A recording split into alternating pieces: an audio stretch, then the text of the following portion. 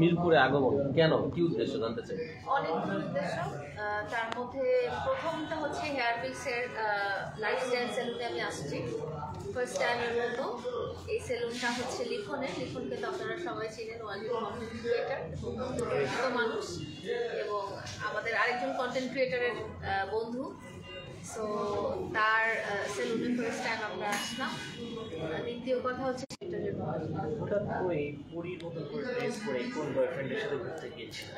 না, আমার কোনো বয়ফ্রেন্ড নেই। আজকে আমার ছিল একটা মিউজিক ভিডিও, মানে মিউজিক ভিডিও মানে প্রফেশনাল ওয়ার্ক না, যেটা একদম হচ্ছে যে একদম ইনিশিয়াল স্টেজ, যেটা একটা শ্যুট ছিল। তো ওই শ্যুটটা থেকেই দৌড়াতে আসা। এই চেহারা দেখে বুঝতে পারছেন কি শ্যুট করতেছে। এটা একটা গানের সাথে একটা শ্যুট, মানে খুবই সাধারণ একটা শ্যুট, খুবই মানে নাটক মুভি এইগুলোর কথা আমি আসলে চিন্তা করি না, বাট হোয়াট এভার কামস, যেটা চলার পথে যেটা আসে, যদি আমার কিছু হয় আমি এটা কাজটা করি। সবার আগে কোন নায়ককে বেছে নেবেন সিনেমা করার জন্য? অনেকে সিনেমাই করবো না, এটা হচ্ছে প্রথম কথা, যে সিনেমাই করবো না। কান্না করে না, দুঃখে কোয়েশ্চেন করেন যাতে কান্না করে। অতীত ভুলে এখন আসলে লায়লা কিভাবে একা একা চলছে? আলহামদুলিল্লাহ, আসলে একা চলছি না। অতীতের চলার পথে দু একজন মানুষ যদি আপনার জীবন থেকে একটু ছিটকে রিল্যাক্স হয়েছে। আলহামদুলিল্লাহ। যখন আপনার লাইফে কোনো বোঝা থাকবে না, কোনো দুশ্চিন্তা থাকবে না, সারাক্ষণ কোনো টেনশন থাকবে না, তখন কিন্তু লাইফটা খুব আল্লাহর দয়ায় লাইফটা কিন্তু অনেকটা আরামদায়ক। আমার লাইফে বোঝা, টেনশন, তারপরে সারাক্ষণই একটা মানে ফিরেও যেতে চাই না। অনেকে বলে না যে ইসা আমি যদি স্কুল জীবনে আবার ফেরত যেতে পারতাম। আপনারা যে রচনা লিখেন না স্টুডেন্ট লাইফ, তখন লিখেন না যে জীবনের সবচেয়ে স্বর্ণযুগ ছিল স্টুডেন্ট লাইফ, কারণ তখন কোনো টেনশন ছিল না, মা বাবার সমস্ত দায়ভার নিয়ে ফেলতো, আমাদের কোনো রুটি রোজগারের কোনো চিন্তাধারা বা হতাশা কোনো, কারণ আমরা সবসময় এগিয়ে যাব, অতীতকে ক্রস করে এগিয়ে যাব। তো আমি চাই না। আমরা তো দেখেছি আপনার জীবনে বারবার অতীত ফিরে এসেছে ভবিষ্যতে বর্তমানে। যেটা হয়েছে যে আপনারা যেটা দেখেছেন সেখানে হচ্ছে যে কাউকে সুযোগ দেওয়া হয়েছে। কেউ যদি আপনার কাছের একজন মানুষ যদি ভুল করে এবং ভুল করে শেষে অনুতপ্ত হয় এবং বলে যে এটা আমার ভুল ছিল, তাহলে তাকে শুধরানোর সুযোগ দেওয়া আপনার মানবিক কর্তব্য। কিন্তু ভুলটা যখন খুবই হাসি খুশি গান শুনে যাতে মনটা ভালো হয়। বাট আমার একটা ব্যাপার আছে যে আমি ডিপ্রেশনে থাকলে অনেক খাই। আপনারা দেখবেন যে আমি যখন খুব খারাপ মানসিকতার মধ্যে আছি, যে দুঃখে আছি বা কষ্টে আছি, তখন আমি মোটা হয়ে গেছে, অনেক ফ্যাট হয়ে গেছে, কারণ হচ্ছে আমি অনেক খাই, তখন দিন রাত খালি খাওয়া দাওয়ার চিন্তা হয়। আর কষ্টে থাকলে কষ্টে গান শুনি না, কষ্টে থাকলে হাসি খুশি গান শুনে অনেক এনজয় করা যায়, সেটা একরকম এনজয়। আবার একা একাও একরকম এনজয় করা যায়। আবার দেখা যায় যে বন্ধু বান্ধবের সাথেও দেখা যায় ভালো খাবার বা ভালো বেড়াতে যাওয়ার জায়গাটাও উপভোগ করা যায়। তো এক একটা জায়গার এক একটা মহিমা, এক এক রকম ফিলিংস। এখন যেরকম আছি সেটারই ভালো দিকগুলো নিজের লাইফে নেওয়ার চেষ্টা করছি। একটা প্রশ্ন আমরা আগে মিস করে গেছিলাম, এখানে একটা সারপ্রাইজ হয়ে এসেছেন, আসার পর কি সারপ্রাইজ পেয়েছেন নাকি এখনো সারপ্রাইজের কাছাকাছি যাইনি। আপনাদের সাথে দেখা করছি, কারণ আপনাদের সাথেও অনেকদিন কথা বলা হয় না। আপনারা তো আমার পরিবারের মতোই, আপনারাও কিন্তু আমার জন্য বড় সারপ্রাইজ। নতুন জীবনের পার্সপেক্টিভগুলো কিভাবে চেঞ্জ হয়েছে? একটা মানুষ কিন্তু একটা মানুষের দায়িত্বটা নেওয়া অনেক বড় ব্যাপার। তো ওই বড় রেসপন্সিবিলিটিটা যখন চলে যায় তখন দেখা যায় যে লাইফে অনেকটাই। আমরা একটা জিনিস লক্ষ্য করেছি যে লাইলার সাথে সেলুন আপনি কি কখনো সেলুনের ব্যবসায় আসবেন কিংবা আপনাকে কেউ অফার করেছে কিনা? যেহেতু আমরা দেখি যে বিভিন্ন জায়গায় ওই মানুষটাকে অনেকে অফার করে কিংবা সে নিজেও হতে চায়। বিজনেসের অফার তো অনেকেই করে, স্পন্সর হতে চায় অনেকেই বিজনেস করার ক্ষেত্রে। বাট অভিনেত্রী, হিরো, হিরোইন, সিঙ্গার আছেন, অ্যামেজিং, অসম্ভব এত প্রতিভা আমাদের দেশে। এটা বলা কথা, শুধু প্রতিভাটা ঠিক মতো কাজে লাগানো বা জায়গা মতো কাজে লাগানো বা প্রতিভাকে ঠিক cooking, fashion, lifestyle related content. তো সেখানে দেখা যায় যে অনেক সুযোগ আছে এবং অনেক ব্র্যান্ড, অনেক শোরুম, অনেক প্রোডাক্ট, অনেক কিছু নিত্য নতুন চলে আসতেছে। ক্ষেত্রে লাইলা নিজের মানে কিউটনেস বা নিজের বিউটিটা ধরে রাখার জন্য আসলে কি কি করে থাকেন? আচ্ছা, প্রথম কথা হচ্ছে যে আমি খুব কন্টেম্পোরারি যে সৌন্দর্যের যে সংজ্ঞাটা, সেটাতে আমি বিলিভ করি।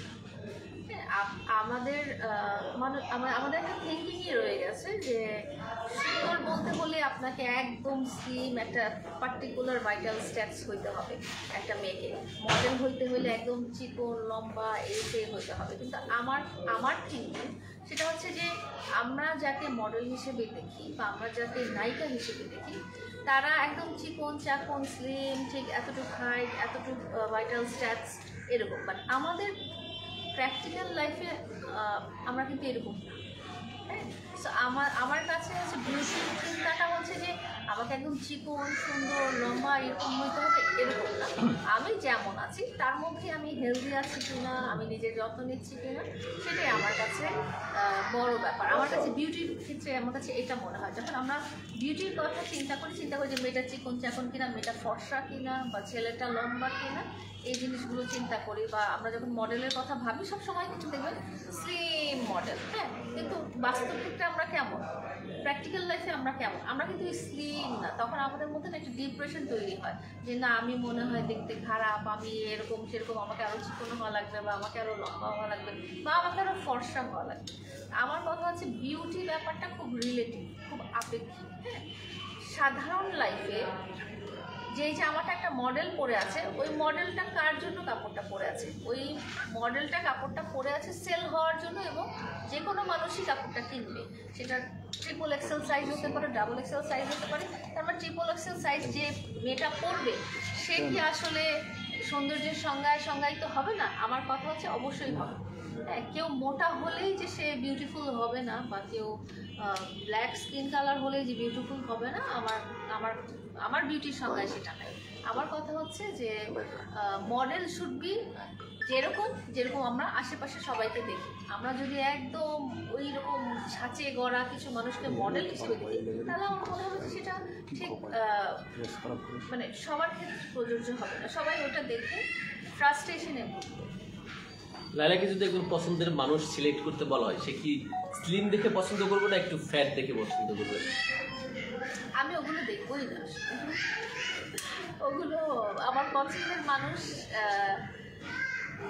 যখন চুজ করেছিলাম তখন চিকন নাকি সে লম্বা, নাকি সে ফর্সা, নাকি সে কালো, নাকি তার চুল বেগুনি কালার, না চুল হলুদ কালার, নাকি তার নখ বড় বড়, এগুলো আমি কখনো দেখিনি। আমি মানুষটাকে দেখেছি সে আমার সাথে কতটা রেসপেক্টফুল ছিল এবং আমাকে সে কতটা ভালোবেসেছিল, এটা দেখেছি। আচ্ছা, আমার একটু সেটা হচ্ছে কি, হয়তো বা অনেকেই জানে, হয়তো বা জানে, আপনি কি কখনো এটা মানুষ আসলে বিভ্রান্ত মানে আপনার মুখ থেকে শুনতে চাই। আমি কখনো ছিলাম না, এবং কে বিভ্রান্ত আমাকে নিয়ে কথার তো কোনো শেষ নেই। আমাকে নিয়ে অনেক কিছুই কথা বলা হয়, এবং কথা বলতে তো কোনো বাধা নেই। আপনি আপনার মতো কথা বলে যেতে পারেন, উনি ওনার মতো কথা বলে যেতে পারেন।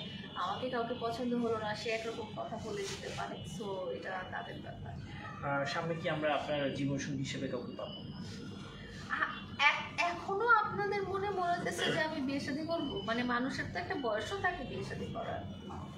মানে সারা জীবন কি একা একাই বাঁচতে চান? সারা জীবন একা একা বাঁচতে চাই না। আমি খুব বিলিভ করি এই যে এটাই, যে জন্ম মৃত্যু বিয়ে এগুলো আল্লাহ তাআলার হাতে। সো আল্লাহ তাআলা যদি আমি মারা যাওয়ার 1 মিনিট আগেও কারোর সাথে আমার বিয়ে লিখে রাখেন, তাহলে ওটা হবে। আমি আল্লাহ তাআলা এবং ভাগ্যে খুব বিশ্বাস করি। তো নিজের চিন্তা নাই, নিজের প্ল্যানিং। আপনার ইচ্ছা নাই যে আপনি বিয়ে করবেন, যদি ভাগ্য হয় তখন, যদি ভাগ্যে চলে আসে সেটা আমি অ্যাকসেপ্ট করে নেব, বাট আমার নিজের প্ল্যানিং নাই, মানে পরিকল্পনা নাই। অনেকেই এই বিয়ে শাদীর ব্যাপারটা অনেকেই বলে যে নিজের ইচ্ছার উপর অনেক কিছুই ডিপেন্ড করে, যে ইচ্ছা যদি আমি না করি বিয়ে আর করবোই না। এখন আপনার যদি ইচ্ছা কখনো নাই থাকে যে আমি বিয়ে আর করবো না, তার মানে সিঙ্গেল থাকবেন সারা জীবন? সারা জীবনের তো বেশি আর বাকি নাই। আমি কিন্তু লাইফের একদম শেষের দিকে। সো আমার কিন্তু খুব বেশি দিন বাকি নাই যে আমি আমার জীবনের পুরোটা পড়ে আছে, আমি বিয়ে করব, সংসার করব। এগুলো আমার লাইফে হয়ে গেছে অলরেডি। কি কারণে আপনার কাছে মনে হলো যে আপনি জীবনের এখনো একদম শেষ এই যে আপনি প্রান্তে? যদি বাংলাদেশের মানুষের গড় আয়ু দেখেন তাহলে আপনি দেখবেন যে এটা হচ্ছে হয়তো 56 বা 58 ইয়ার্স, সো আমি তো অলরেডি কাছাকাছি চলে আসছি। এই যে বললেন যদি ভাগ্যে লেখা থাকে মৃত্যুর একদিন আগে হলেও যদি বিয়ের পিড়িতে বসতে হয় বসবো, সেই ক্ষেত্রেও যদি হয়, সেই ক্ষেত্রে সেই বরটাকে যদি বেছে নিতে বলা হয় তাকে কেমন হওয়া উচিত হবে? বেছে যদি বলা হয় যে তুমি বেছে নাও, তাহলে তো মানুষ চিন্তা করবে যে পৃথিবীর সবচেয়ে সুন্দরতম মানুষ যে তখন সেই মুহূর্তে যিনি থাকবেন তাকেই তো বেছে নেওয়ার ব্যাপারটা তো খুবই ওপেন। জাস্ট তুমি বেছে নাও এখান থেকে, যে কোনো মোবাইলটা বেছে নাও, তো এখান থেকে আমি সবচেয়ে দামি মোবাইলটাই বেছে নিই। আমরা তো আর পৃথিবীর সুদর্শন পুরুষকে আমরা জানি না, সে আমাদের বাংলাদেশে সাকিব খান অনেক সুদর্শন। সাকিব খানের মধ্যে সুন্দর হলে হবে? আমার কাছে সৌন্দর্য ব্যাপারটা খুব আপেক্ষিক। আমার কাছে শাকিব খানকে নায়ক হিসেবেই সুন্দর লাগে, যেহেতু ওনাকে আমি ব্যক্তিগতভাবে চিনি না, সো ওনার ব্যক্তিগত কোয়ালিটিসটা আমার জানার কোনো সুযোগ হয়নি এখন পর্যন্ত, বাট উনি সুন্দর আর অনেক গ্ল্যামারাস। আপু একটা ভিডিওতে দেখা গেছে যে আপনার এখনো বিয়ের অফার আসতেছে বা প্রেমের অফার আসতেছে, আপনার বাসায় সিরিয়াল লেগে থাকে, এই বিষয়টা যদি একটু বাসায় সিরিয়াল লাগে না, আমার বাসায় যাওয়ার সুযোগ নেই। আমাকে অনলাইনে বিভিন্ন মেসেঞ্জারে, ইনস্টাগ্রাম এগুলোতে মেসেজ পাঠানো হয়, হোয়াটসঅ্যাপ এগুলোতে মেসেজ পাঠানো হয়, বাট এগুলো সিরিয়াসলি নেওয়ার কিছু নাই। যারা মেসেজ পাঠায় তারাও না বুঝে মেসেজ পাঠায়, আর আমরাও ওগুলো ইগনোর করেছি। কোনো মেসেজ দেখে কি মনে হয়েছে এই সত্যিটা, এই ছেলেটা মনে হয় সত্যি না আমাকে না অনেক না, বেশি আমি তো ভালোবাসে? অতটুকু দেখি না, মডারেটররা দেখে। এত মেসেজ দেখা সম্ভব না, থাউজেন্ড মেসেজ একটা করে দেখা পসিবল না। মডারেটররা যখন দেখে যদি কোনো কাজের কিছু থাকে তখন সেটা আমাকে মানে কি পার ডে 1000+ মেসেজ আসে, বিয়ের অফার আসে? প্রেমের অফার, বিয়ের অফার, দেখা করার অফার, এগুলো আসে। মানুষের কতটা সময় আপনারা চিন্তা করছেন? পৃথিবীতে কি মেয়ে নাই আর? মানে সবাই কেন লাইলাকে এত ভালোবাসে? আল্লাহ জানে, আপনিও বলতে আর পারেন। কি এমন আছে লাইলার ভিতরে সবাই কেন লাইলাকে লাইলা খুব সাধারণ। লাইলা একদম ওই যে ঘরের বোন যেরকম, সেরকম টাইপের। লায়লা আচ্ছা অনেক ছোট্ট টাকা- করে একটু জানবো আপু, এই যে আপনাকে যারা মেসেজ করে যদি এদের এইজ নিয়ে একটা চিন্তা চলে আসে, তাহলে এদের আসলে বয়সটা কতর মধ্যে থাকে? বেশিরভাগই আমি যখন অ্যানালাইসিস দেখেছি, জি, জি। হ্যাঁ, তখন দেখেছি যে আমার দর্শক যারা আছে বেশিরভাগই হচ্ছে 25 থেকে 30 ইয়ার্সের মধ্যে, এই এইজের মেল এবং ফিমেল, তারা আমার দর্শক। তো ধরে নিতে পারি যে এই এইজের লোকজন আমাকে টেক্সট করে। মানে এই যে সবসময় আপনাকে এই যে 25 নিচে যারা আপনাকে সবসময় ফলো করে বা যারা আপনাকে মেসেজ টেসেজ দেয়, আপনাকে কতটুকু মানে ভালো লাগা কাজ করে যে এত? আমার কাছে কখন ভালো লাগে জানেন? আমার কাছে কখন ভালো লাগে, আমার সাথে যখনই কারোর দেখা হয় তখন প্রথম কথাই আমাকে বলে যে আমার আম্মু আব্বু তোমার ভিডিও দেয়। আচ্ছা আচ্ছা। জিনিসটা খুব ভালো লাগে, কারণ হচ্ছে আম্মু আব্বু কিন্তু অনেক ম্যাচিউর লেভেলের একজন মানুষ। তারা যখন আমার ভিডিও দেখে কন্টিনিউয়াস, তার মানে হচ্ছে তাদের হয়তো কোনো একটা ব্যাপার ভালো লেগেছে। তারপরে আমি দেখেছি যে আপনারা হয়তো খেয়াল করবেন যে ছোট ছোট বাচ্চারা আমাকে খুব পছন্দ করে, মানে তারা আমার ভিডিও দেখে আমাকে খুব পছন্দ করে। সো ওই ব্যাপারটাও আমার কাছে খুব ভালো লাগে। আমি বাচ্চাদের জন্য এবং ওল্ড এজ যারা আছে তাদের জন্য আমার একটা আলাদা ফিলিংস আছে। তারা যখন আমাকে ভালোবাসতেছে তখন ব্যাপারটা আমার খুব ভালো লাগাটা একটা কাজ করে। ছোট বাচ্চারা কেন যেন আমাকে পছন্দ করা, আমি দেখছি আমি বাইরে গেলে দেখা যায় যে অনেকে যদি আমাকে না চিনে তাহলে ছোট বাচ্চারা আমাকে অবশ্যই চেনে। যে এবং একটু বলবেন এই যে আপনাকে পাশে থেকে যে ডাক দেয়, এই যে ভালোবাসার মানুষ লাইলা যাচ্ছে, কেমন লাগে আসলে? এটা আপনি আজকে দেখছেন না, ভালো লাগে, অবশ্যই ভালো লাগে। ভালোবাসা, পছন্দ করা, এই পুরো ব্যাপারটাই তো আনন্দের। আচ্ছা আমরা একটু লিখনের কাছে যাবো। হ্যাঁ হ্যাঁ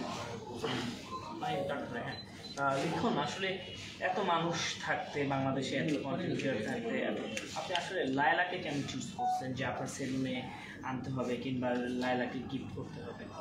আপনার তো মামুনও তো খুব ভালো বন্ধু ছিল, আর অনেক কন্টেন্ট ক্রিয়েটর আছে ভালো বন্ধু, লায়লাকে কেন?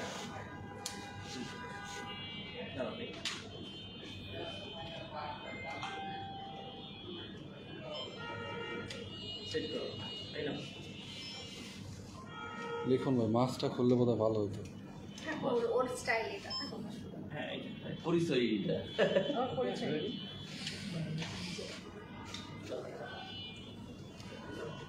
লিখন ভাই একটু এখন কথা বলতে কি হলো বলেন, প্রশ্ন করছে তো। যে কি যেন বললো যে ঠিক আছে না হ্যাঁ ঠিক আছে সবার হ্যাঁ যে আপনি এত মানুষ থাকতে বাংলাদেশ তো অনেক কন্টেন্ট ক্রিয়েটর অনেকে নিজেকে অনেক বড় কন্টেন্ট ক্রিয়েটর দাবি করে, হঠাৎ করে এই লায়লাকে কেন আপনার সেলুনে নিয়ে আসলেন এবং তাকে কেন সারপ্রাইজ দিলেন? আমার কাছে লায়লা হচ্ছে শুধু বাংলাদেশ না, আমার কাছে যদি বলা হয় যে গ্লোবালি যদি আপনি কাউকে চুজ করেন, এরকম অপশন যদি আমার থাকতো সেক্ষেত্রে আমি লায়লাকেই চুজ করতাম। একটু লাউডলি বলেন। কন্টিনিউ। এটাকে আবার না বলেন বলেন হ্যাঁ আচ্ছা, এর কারণটা কি? লায়লা আপাকে চয়েস করার কারণটা কি একটু বলেন। এই যে আপনারা একটু আগে বলেছেন যে লায়লার হচ্ছে বাসায় বা লায়লার অনলাইনে যারা সিরিয়ালে থাকে, তো এই কোশ্চেনটা উত্তর তারা দিবে না, তাদের হয়ে আমি দিচ্ছি। আমার কাছে মনে হয় যে বাংলাদেশের আগে আমরা আমাদের একটা ড্রিম গার্ল থাকে, ঠিক আছে? তো আমি মনে করি লায়লা হচ্ছে বাংলাদেশ শুধু না, যে দেশগুলোতে মানে ডিজিটাল প্ল্যাটফর্মে আমরা অ্যাক্টিভ আছি, ইউটিউব বলেন, ফেসবুক বলেন, রিলস পেজ বলেন, তো লায়লাকে যারা দেখে সবার জন্য লায়লা হচ্ছে একটা ড্রিম গার্ল। অ্যান্ড আমার কাছে মনে হয় যে বাংলাদেশের বিউটি কুইন লায়লা।